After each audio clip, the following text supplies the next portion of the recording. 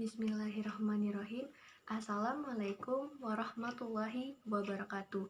Perkenalkan, saya Davia Hikmarisa dari jurusan Agroteknologi Fakultas Pertanian Perikanan dan Biologi Universitas Bangka Belitung. Pada kesempatan kali ini, saya akan mempresentasikan permasalahan limbah di lingkungan tempat tinggal saya.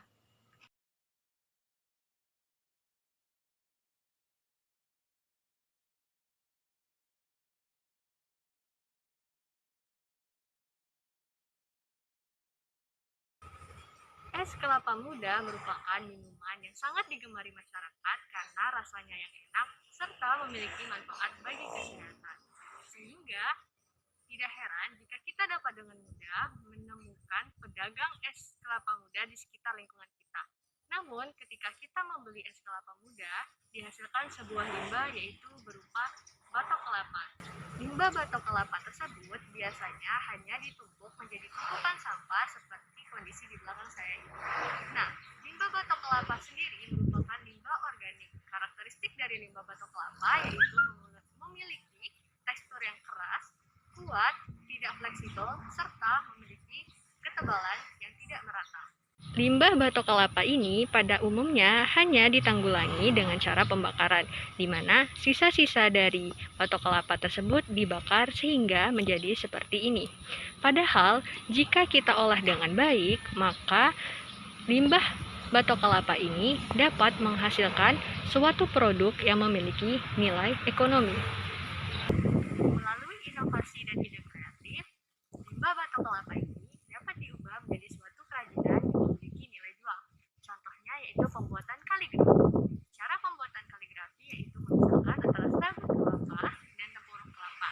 Selanjutnya, tempurung kelapa tersebut dihaluskan, kemudian dipotong kecil-kecil. Potongan kecil tersebut yang beragam bentuk dapat dijadikan tempelan untuk pembuatan kaligrafi.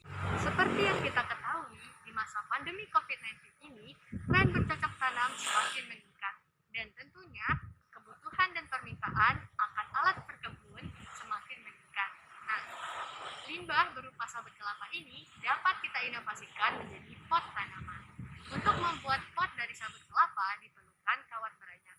Kawat beranyap digunakan sebagai kerangka pembuatan pot. Selanjutnya, kawat beranyap tersebut dipotong sesuai dengan keinginan dan diisi dengan sabut kelapa yang telah disortir. Selanjutnya, bagian sela yang belum terpenuhi dipadatkan dengan menggunakan bantuan kayu. Selanjutnya, untuk mengunci, maka bagian ujung kawat dikaitkan pada sabut kelapa agar sabut kelapa tidak keluar dan pot sabut kelapa pun siap digunakan.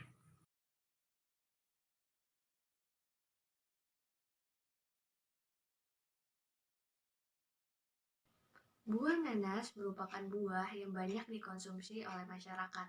Namun, masyarakat hanya mengonsumsi bagian daging buahnya saja. Hal inilah yang mengakibatkan para pedagang di pasar lebih memilih untuk menjual nanas dalam bentuk yang sudah dikupas. Nah, oleh para pedagang, kulit nanas tersebut dibuang begitu saja, ditumpuk dalam satu tempat di dekat mereka berjualan di pinggir jalan di pasar. Tumpukan kulit nanas ini merupakan contoh dari limbah pertanian yang termasuk ke dalam jenis limbah organik. Karakteristik dari limbah ini yaitu memiliki kandungan nutrisi, unsur hara, dan memiliki kandungan air yang relatif tinggi. Untuk menanggulangi limbah kulit nanas ini dapat dilakukan dengan cara membuat inovasi suatu produk. Contohnya, inovasi olahan minuman sehat. Mengapa demikian? Karena kulit nanas mengandung vitamin A dan vitamin C yang kaya akan antioksidan. Untuk membuat suatu produk minuman, kulit nanas ini dapat dikombinasikan dengan asam belimbing kecil serta gula.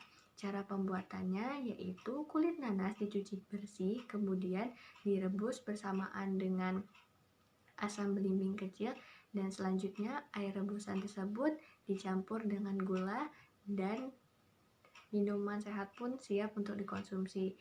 Tidak hanya itu, Limbah kulit nanas juga dapat dimanfaatkan atau diolah menjadi pupuk organik cair atau POC yang berguna untuk meningkatkan kesuburan tanaman dan meningkatkan daya tahan tanaman. Cara pembuatannya yaitu kulit nanas tersebut di blender dengan air cucian beras. Selanjutnya, hasil blender tersebut dimasukkan ke dalam botol atau wadah. Kemudian, ke dalam botol ditambahkan dekomposer dapat berupa EM4 dan ditambahkan gula dapat berupa gula pasir ataupun gula merah. Selanjutnya dicampurkan hingga merata. Kemudian dibiarkan selama 7-10 hari. Dalam masa penyimpanan ini, ketika pagi hari, tutup botol dibuka untuk pengeluaran gas yang terjadi di dalam botol. Selanjutnya, POC pun telah jadi dan dapat diaplikasikan pada tanaman dengan dicampurkan dengan air.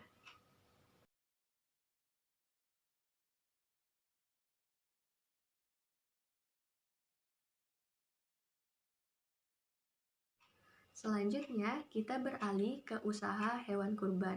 Usaha hewan kurban menghasilkan limbah berupa kotoran ternak, contohnya kotoran sapi.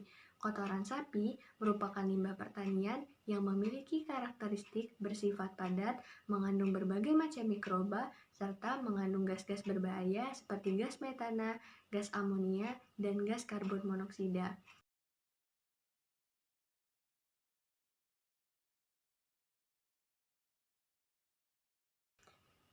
Apabila tidak diolah dengan baik dan tidak diolah sama sekali, maka kotoran sapi ini akan menimbulkan permasalahan di lingkungan. Maka dari itu, cara untuk mengatasinya yaitu kotoran sapi dapat diolah menjadi pupuk organik atau pupuk kandang. Pupuk kandang ini dapat meningkatkan produktivitas lahan dan tentunya dapat memperbaiki struktur tanah. Tidak hanya itu, kotoran sapi juga dapat dimanfaatkan untuk biogas.